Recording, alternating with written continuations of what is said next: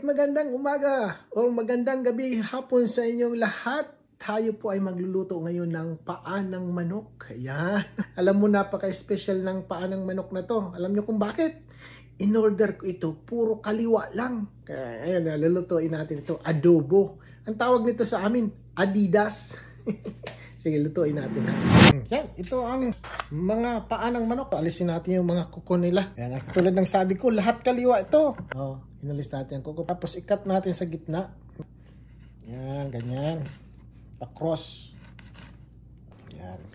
Nagisa na tayo ng bawang at sibuyas. At ilagay na natin ang paa ng manok. At ilisa natin silang halo-halo na. Lagyan natin ng paminta, silver swan, toyo, suka, nabate puti.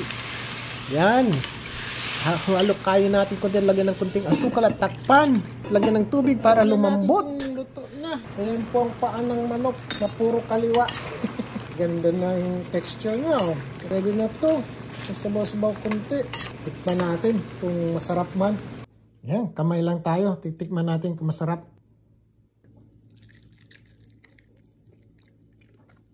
Masarap siya. Naghalo ng asim at alat. Tapos medyo may tamis. Nilagyan ko ng konting asukal. Tiyempuan at tsambahan. Pagkain ito, sinisip-sip lang sa loob.